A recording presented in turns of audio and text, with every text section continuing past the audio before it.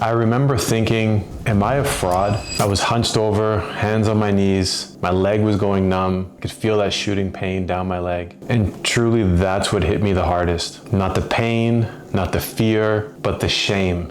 The shame that I felt in that moment. I'm the guy that helps people get out of chronic back pain. I'm the guy that helps people get out of sciatica. This is my life's work. This is literally my identity. And here I was limping back to my room.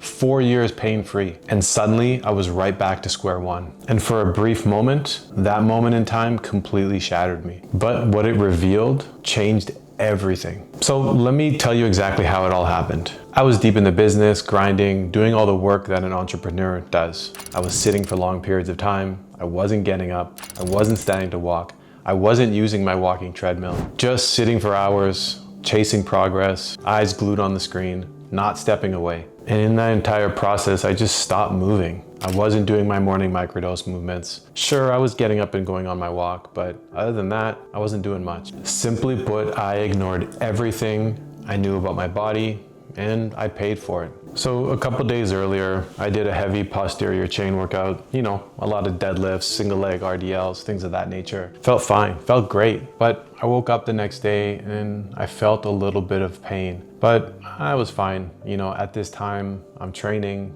I'm running, I'm doing MMA, I'm strength training, haven't any problems in years. So I just pushed through. Didn't really think much of it. Then a couple days later, guess what? It's time for MMA class. And I probably went as hard as I ever have in my life. And we were doing crunches and all sorts of training, hitting the bag, flying knees, all that stuff. And when I woke up the next day, I was even in more pain. So rather than listening to my body, I just pushed right through. Because hey, I'm feeling great and I'm an athlete, right? I'm strong. But at that time, I wasn't connected with my body. I was just overriding it. I was not listening. And then I was doing a live coaching session with one of my clients over Zoom. I was showing him different positions and I kind of bent forward in an awkward position where my hip was internally rotated and I felt it. I felt it like boom. I felt that moment. And that was it. After I got off the call with him, I got off the ground and I practically seized up. I could feel that shooting pain in my leg and I hobbled into my room and I got into my 90-90 position as quickly as possible. All right, so I just suffered my first flare-up in, over like 4 years, 5 years. I don't even know how long it's been. And it's a real one. It's trouble standing up, lots of pain in the back, trouble walking. So right now I'm in my 90-90 position, relaxing. I got up this morning, I did a bit of a walk and some glute activation, and then I got on all fours and I did some pelvic tucks. We're gonna see, I'm gonna let you guys know how it's going on the recovery. And this is part of the journey, part of that journey. I have a theory as to why it happened, but I'll share that for later.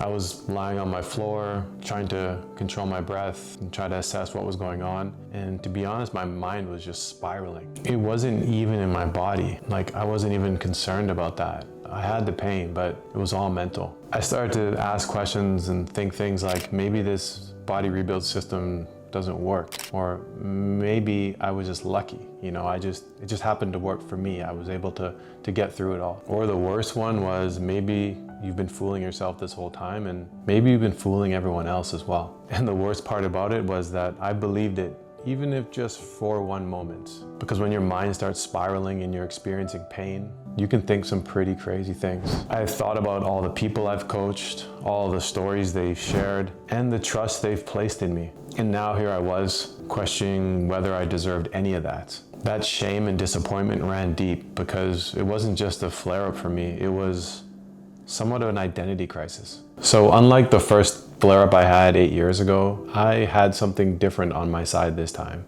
I had a deeper mind-body connection, not just with knowledge, but embodied wisdom. I had the life experience. I've been through it. I'd done the work. And through things like doing 10-day silent meditations and meditating every single day, and to be honest, helping hundreds of people, I had built up that confidence, that understanding. I essentially trained myself not to feel fear, or at least to challenge it. So instead of panicking, I just slowed everything down. I just tuned in to exactly what my body was telling me. Not 2 days ago, but right now, in that moment. I started using breathwork to calm myself, to start feeling grounded. I needed to stay grounded in the moment and stop projecting into the future and worrying about it, or just thinking about the past and where I was before that. Simply put, all my work that I've done with mindfulness allowed me to choose that and staying in the moment rather than focusing on fear. And then I just went back to the most basic protocols that I teach people every single day. Things like getting into different pain-free positions, starting to do little microdose movements, going on walks up to the ability I was able to in that moment. I am on a walk right now. I'm walking very slowly.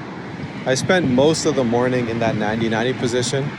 I was able to go to the park, but I kept it really low key on the walking, and then I went back to 90-90 and I saw massive improvements. Now, there was plenty battles there where I wanted to push through or I wanted to do more, and I just kept telling myself, don't do it. So even stepping away from work for a bit, I've seen a massive improvement where, if I would have sat and worked and sat in a chair and pushed through, even though I felt like I really wanted to, I probably would have ended up in a much worse place. And like I said, I'm gonna tell you later as to why this all happened. It's quite interesting. I'm still doing some of the research, but it's not what you think, and it's actually quite interesting. So anyways, that's the update on the flare-up recovery. I'll keep you posted later on in the day. Focusing on those breathwork techniques just to down-regulate and to focus myself and center myself. This wasn't about fixing it as quickly as I could. It was just about to responding to where I was at in that moment. It was about reminding myself what I tell my clients all the time when they're having this experience. You need to accept where your body's at right now. So this kind of went on for 3 weeks, to be fair, the entirety of this flare-up. And I remember this one specific day. By this time, I'm up, I'm walking. I'm still walking gingerly or feeling pain, but put my shoes on, go outside. I'm gonna do my morning walk. And I take about 20 steps and I started to feel that pain. And there was a moment where I said, just keep going, right? Like, you got to get this walk in. But because I was present, because I was listening to my body where it's at, I stopped, I took a breath, I turned around, and I went back inside. And I went back into that 90-90 position because I was accepting where I was at in that moment. So update video. So this happened all on Friday. Day 2 was Saturday. Day 3 was Sunday, which was yesterday. And day 4 is Monday. Each day I've woken up in a better position. All in all, really happy with the progress. And the biggest thing here is the mentality, right? The big thing is my mentality around it never got bad. Understanding that I just got to do what it's required to get out of this, right? And although no one chooses to be in this position, when you're in it, you got to make sure that you take care of yourself first. And I think that's the mistake I see most people make, is that they just push through, push, and then they wonder why it's never getting better. And for me, this wasn't weakness. This was practicing awareness. This was practicing acceptance. And that's the moment that meant so much to me in this recovery process, because it wasn't about building back stronger. It was just about making sure that I'm listening to my body. I'm aware of what's actually taking place and I'm respecting it. It wasn't about managing the pain, but more so managing the relationship with my body. That's kind of like that self-love everyone talks about, is listening to your body rather than just pushing through. But what surprised me more than anything about the entire situation wasn't the intensity of the pain, but just where it brought me. That fear really started to take over. The nerve pain down my leg, it brought me back to when it all first happened. And those were some of the darkest times of my life. Taking meds, sleeping on the floor, sleeping on hotel floors for that matter, not being able to walk without a limp. But here's the difference. Back then, I was so scared. I was hopeless. I was living in a dark place every single day. I just simply feared the pain. But the difference is now is I respect it, because I understand it's my body talking to me. Hey, it's me talking to myself. So the good thing is in the middle of this whole flare-up and recovery, I had to fly to Vegas, and I didn't spiral. It didn't get worse. I was able to maintain and keep recovering. Even though I had plane trips, layovers, staying in hotels, I was able to continue to get better. I just adjusted. I kept listening to my body. I still wasn't taking any meds. And the biggest difference between then and now is I had a roadmap. I had the experience. I know what it takes. I've done it before and I've showed hundreds of other people how to do it. Years ago, I would have ignored the signals. I would have numbed it with meds and just tried to avoid that pain at all costs. And then on top of that, I just would have lived my life normally. I would have pushed through it. I would have toughed my way through it. But that's not the way healing works. This time I've respected the signal. I paused, I breathed, I just leaned into everything that I had learned up to this point. The microdose workouts, listening to your body, the breath work, the self-assessment, the internal check-ins, all of it. And I started to remember why I built the body rebuild system. It was to help me in the end of the day.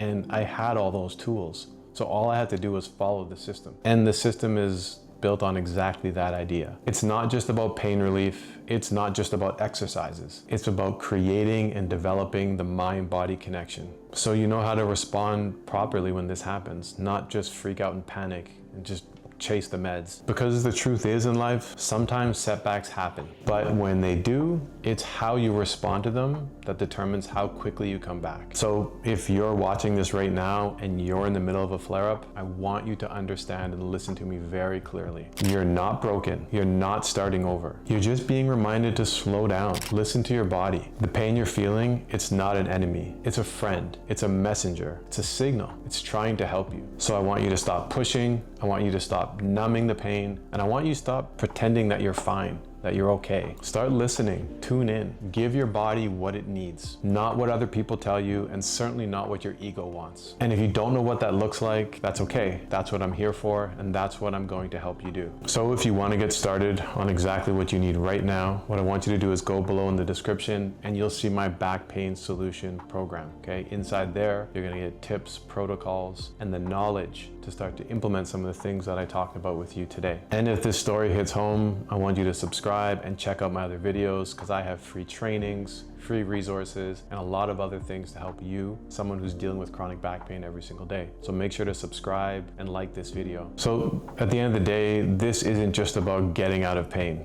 This is about rebuilding your body. And most importantly, your belief in it. All right, I'm out. Until next time, peace.